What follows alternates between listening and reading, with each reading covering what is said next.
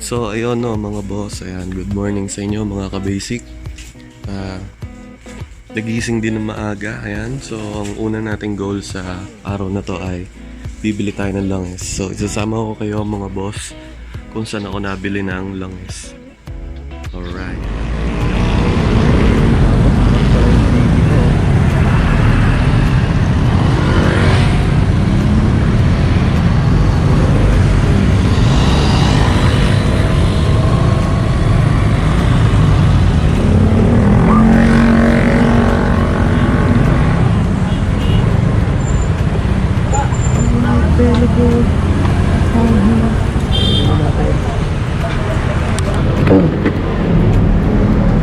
Tay, Delo Gold po.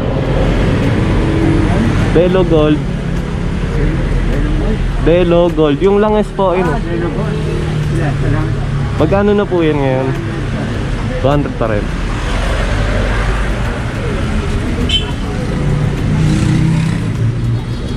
Sarado po pala kayo pag linggo, no? Ah. Kaya po na.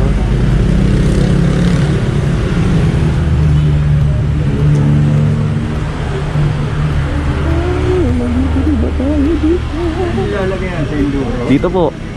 Oo. Anak ko Enduro. Enduro kasi nilalagay. Enduro na. Pwede rin ho dyan. 4-stroke din naman ho yun eh. Salamat po. Pa? Hindi nag-iinit. Malamig. Malakas umatak. Oo. Pang diesel kasi eh. Di ba malakas ho ang diesel sa init? Oo. Okay ho sa motor. Sige.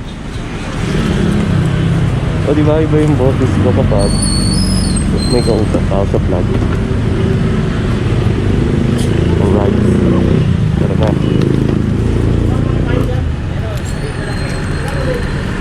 Sunod naman, punta tayong Yamaha para bumili ng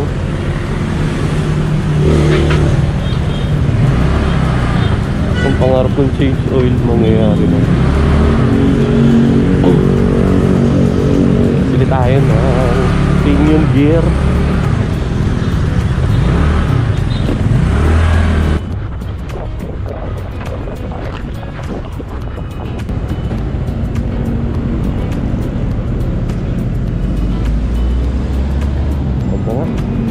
Tama na. Lock lang natin at baka wala pa yung pang-vlog natin eh. Alright. Uy, sarado. Oras pa to.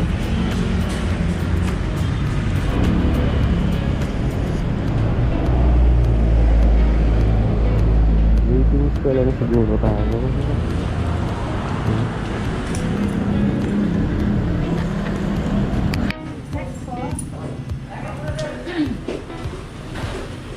Ate, yung pinion gear ng Mio Sporty.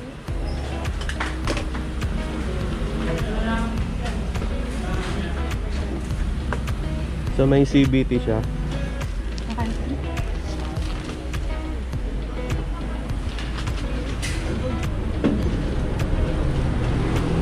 Yan na lang ito. Sige sir, ingat po tayo. Nga ba? Yung pahanap na nga lang sir, baka alam niyo. Meron po ba dyan langis lang? Langis po, meron? Tanong ko po yung 20 tsaka 19. Dito? Alright, so welcome back again sa inyo mga boss. Ayan. After ilang months at hindi tayo nakapag-change oil, ayan.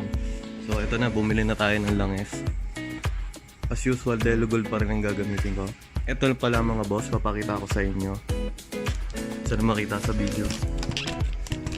Na-applicable din ang Delo Gold kasi pwede siya sa 4-stroke, ayan, 4-stroke gasoline engine in mixture leads.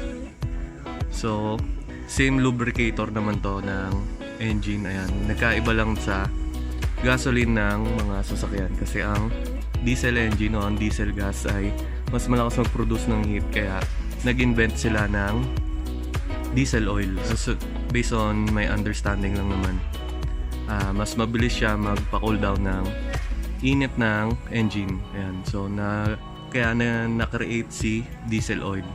So ano pa hinihintay natin mga boss? Ayan, mag-change oil na tayo. Tapos papalitan ko nga rin pala ng ayan, pinion gear ata tawag dito, at saka yung collar ng drive face. Ayan. Makikita nyo mamaya kung bakit papalitan ko. Sabihin ko na nga rin kasi pudpud na yun dito nung luma natin. Alright, so ayan na, change oil na tayo mga boss. Alright mga boss, so gagamit tayo ng 12mm, katulad lang ng dati. So advice ko nga lang pala mga boss, ayan, kung magbabaklas kayo ng bolt sa pag-change oil nyo, pagde-drain ng oil, gumamit kayo ng accurate na tools para dito sa Muse 40 natin, kasi papakita ko sa inyo. Itong bolt na to mga boss, ayan, kapag pinilit nyo yan, ayan, madali siyang bumilog kapag hindi o may clearance yung ilalagay nyo na socket. Lalo na kapag open wrench yung ginamit nyo. So kailangan pit na pit yung butas nito dito sa bolt natin, sa drain bolt. Ayan. Yung konti lang yung clearance ko. Dapat ganun lang mga boss. So baklasin na natin. And then advisable din na pukpukin nyo muna ng mga ilang beses. Huwag naman yung masyadong grabe, pero yung mild na pukpok lang. Tapos yan mga boss. So kapag pumihit kayo ng ratchet o kaya ng pambaklas, make sure na lapat yung buong surface ng bala o ng wrench nyo para hindi bumilog. So kailangan pag ganyan, alalayan nyo yung dulo. As much as possible, itulak nyo yung ratchet nyo, tapos saka nyo pihitin para makuha nyo yung buong thread o yung edges ng bolt. Alright, ayan, tanggalan natin.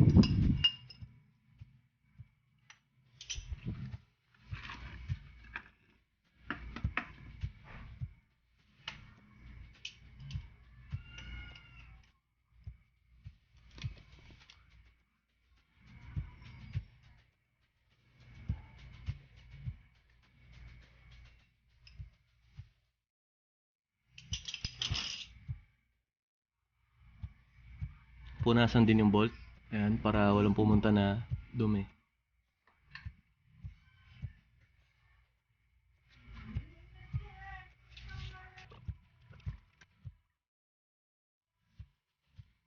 Pwede din natin itaob tong Mio natin para lumabas to yung ibang o yung excess na langis dito sa makina natin.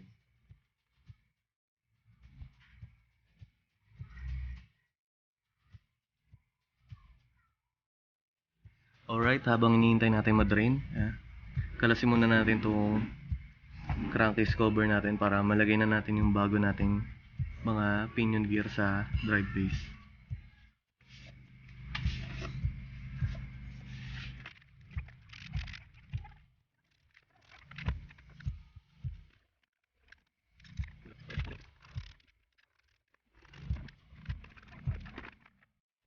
Alright, so nakalas na natin yung footboard, ayan.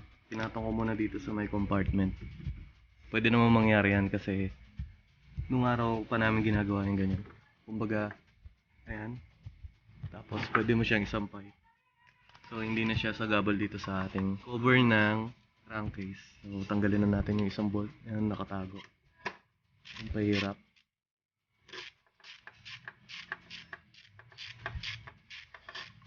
Pinaklas ko na rin pala tong foot peg kasi hindi makakadaan tong crankcase cover natin pag hindi pa nakabaklas eh. Tanggal yung hose. Tapos taas lang. Alright, nasa CVT na tayo, yan. So, alam nyo naman na yung sa mga first vlog ko kung ilan peraso yung laman ng crankcase, ay yung crankcase bolts natin. Yan. So ito timelapse ko na lang mga boss yung pagkalas. Kasi iba-iba na rin yung tornilyo ng sa akin eh.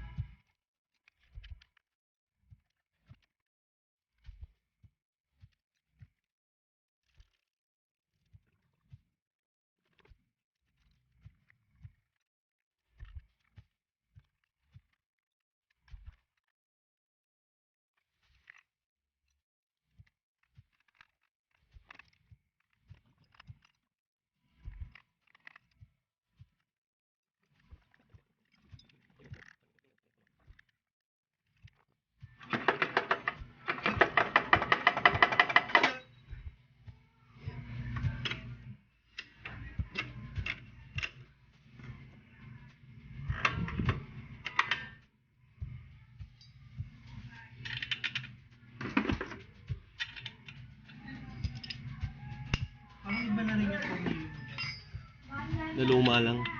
Ha? Naluma lang. Yun pa rin ba yun? Mm. Stock pa rin. Mm.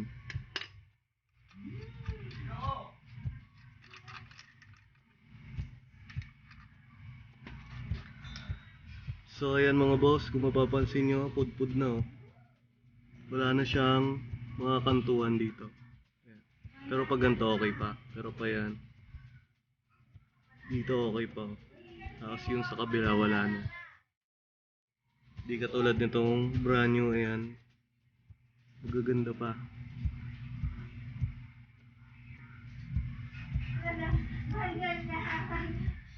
Ito rin yung brand new na isa. So check natin.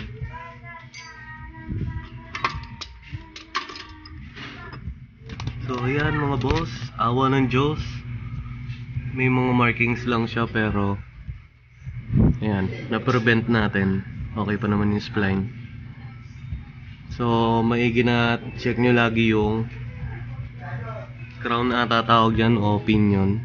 Tapos yan, check nyo rin yung ganyan nyo. Tingnan nyo yung pagsobra nyo sobrang higpit kaysa dito sa luma. Ayan, so ibig sabihin nag-loose na nga siya kasi ito pumasok So pudpud na rin to. Ayan, sisirain niya lang yung sigunyal ko at ayoko magbiyak ng makina ulit. Alright, ayan pa isa. Ayan, hirap din pumasok kasi original na form pa siya. So yan, didiskartehan natin para pumasok.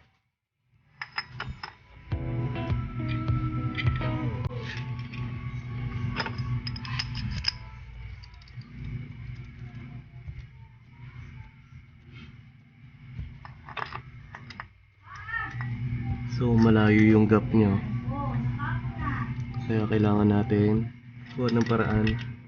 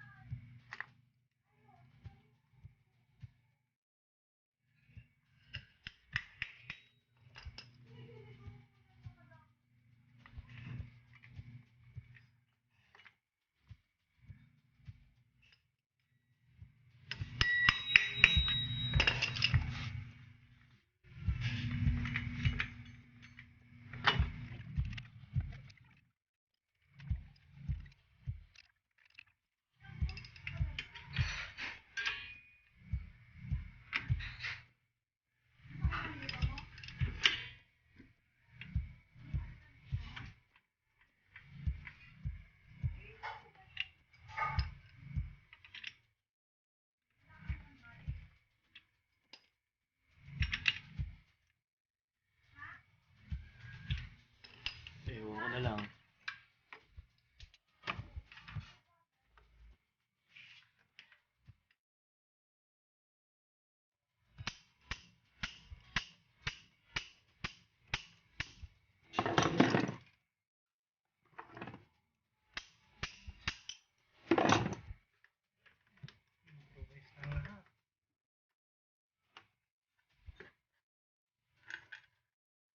Stock pa rin yan.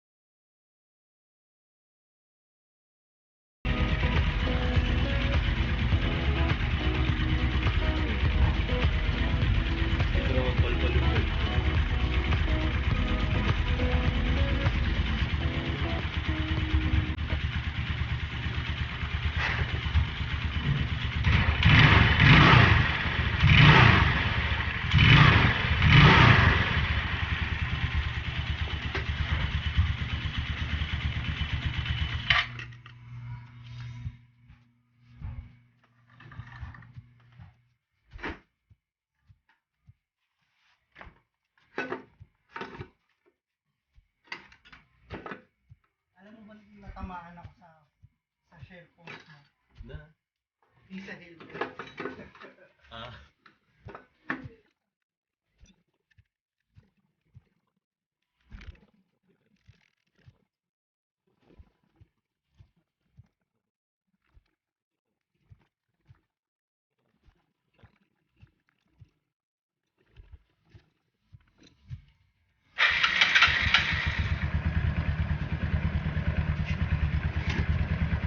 Pabombang ako, yung mild lang. Ganito. Diba? Diba? Bigla nga, bigla. Ganun ba talaga? Ako, pakiramdam ko.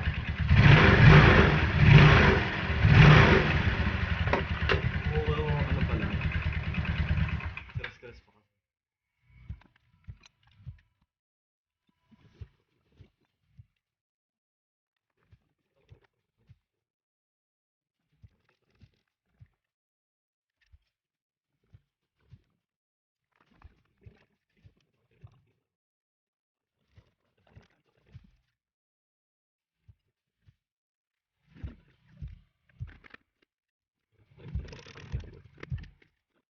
Alright mga boss, so shoutout muna tayo. Ayan, sa sobrang dami. Pangalan na lang muna ang babanggitin ko. Shoutout nga pala kay Junard, shoutout kay Ricardo, shoutout kay Denrick, Vianney, John, Angelo, King Jordan, Mamine, Erben, Joshua, Gerald, Junard, Nico the Great, John Kyle, Ryan, Harvey, Gerald, Brian, Linz, Elben, Mark, Esoy, Mark, kay Rico, kay J.E., Efraim, at kay Boss Redmark, Mark Solis, Sean Michael, King Jordan, at kay Maria Cristina.